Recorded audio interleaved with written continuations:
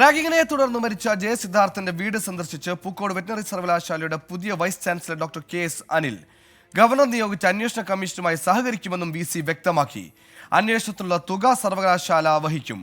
അന്വേഷണ കമ്മീഷനിൽ പ്രതീക്ഷയുണ്ടെന്ന് സിദ്ധാർത്ഥന്റെ പിതാവ് ജയപ്രകാശ് പ്രതികരിച്ചു.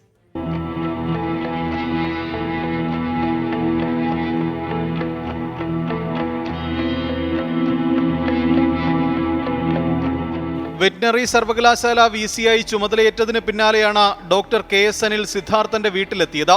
സിദ്ധാർത്ഥന്റെ കുടുംബത്തിന് വേണ്ടി ചെയ്യാനാകുന്നതെല്ലാം ചെയ്യുമെന്നും അന്വേഷണത്തിന് പൂർണ്ണ സഹകരണം നൽകുമെന്നും ഡോക്ടർ KS അനിൽ. എൻ്റെ ഭാഗത്ത് ചെയ്യാവുന്ന എല്ലാം ചെയ്യാമെന്ന് ഉറപ്പ് കൊടുത്തിട്ടുണ്ട്. നിങ്ങൾക്കറിയാവുന്ന പോലെ അന്വേഷണം അതിൻ്റെ വഴിക്ക് നിൽക്കുകയാണ്. അപ്പോൾ അന്വേഷണം ഇന്നലെ ജുഡീഷ്യൽ കമ്മീഷൻ പാസ്സായിട്ടുണ്ടല്ലോ. VC-യോട് എല്ലാ കാര്യങ്ങളും വിശദമായി സംസാരിച്ചെന്ന് സിദ്ധാർത്ഥന്റെ പിതാവ് ജയപ്രകാശ് പറഞ്ഞു. ഗവർണർ അന്വേഷണ കമ്മീഷനെ നിയോഗിച്ചതിൽ സന്തോഷമെന്നും ജയപ്രകാശ്.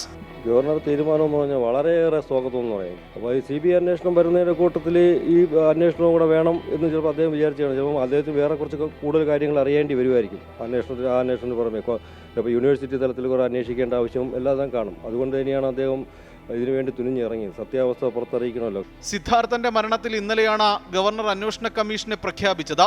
ഹൈക്കോടതി മുൻ ജഡ്ജി A ഹരിപ്രസാദിനാണ് ചുമതല. 3 മാസത്തിനകം റിപ്പോർട്ട് നൽകാനാണ് നിർദ്ദേശം. 24 തിരുവനന്തപുരം.